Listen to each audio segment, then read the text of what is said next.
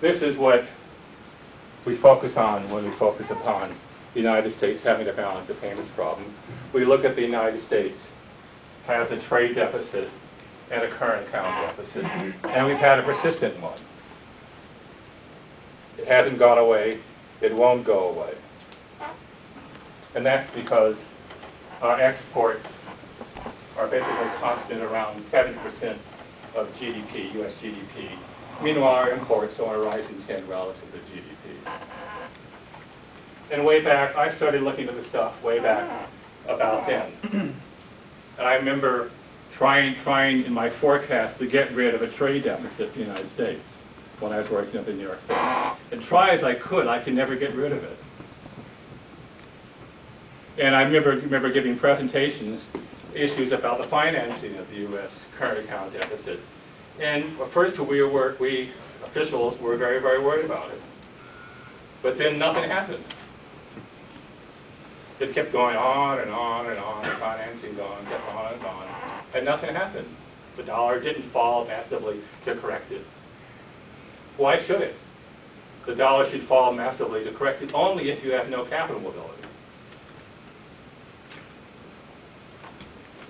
But something else happens when you have foreign direct investment, when you have ownership of foreign capital. You also have U.S. multinationals which are making massive foreign sales. And you also have foreign multinationals which are making sales in the United States.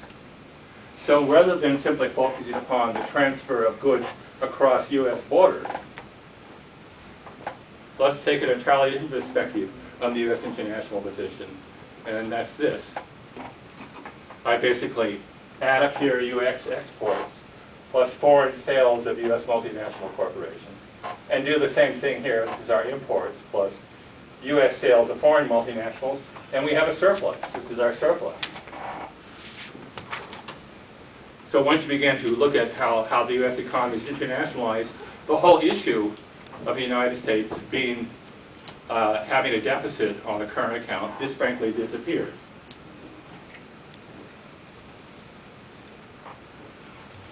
But what's going on here? What are the politics involved? I think this is an expression of hegemony. This is an expression of U.S. exceptionalism of a different sort.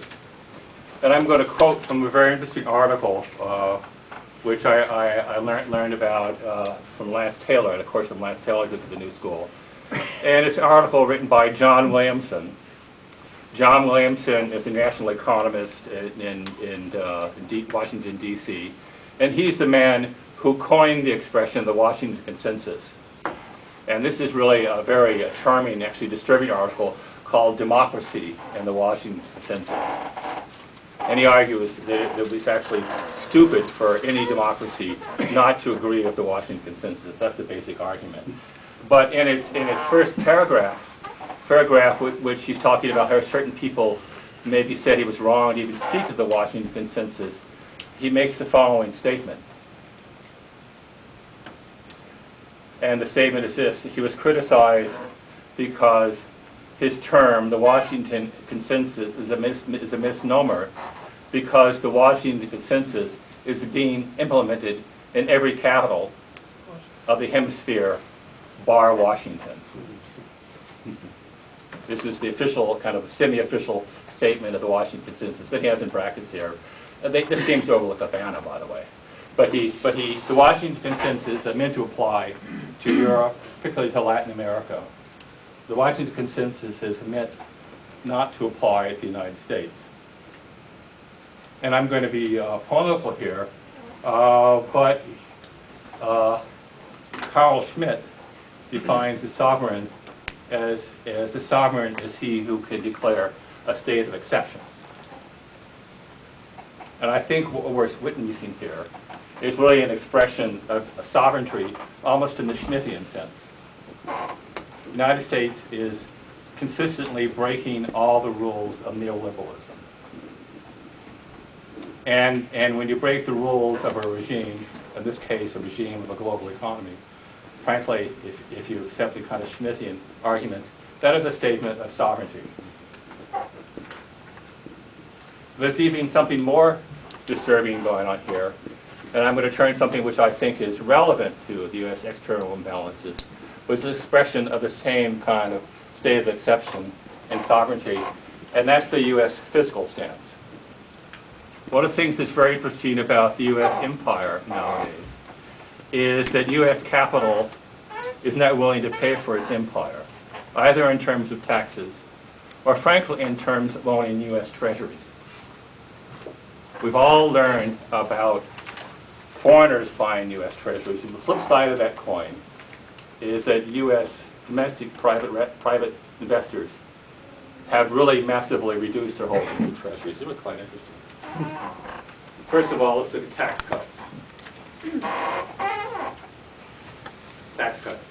This is a measure of U.S. corporate tax rate, where I simply took corporate taxes, divided it by profits. Reagan.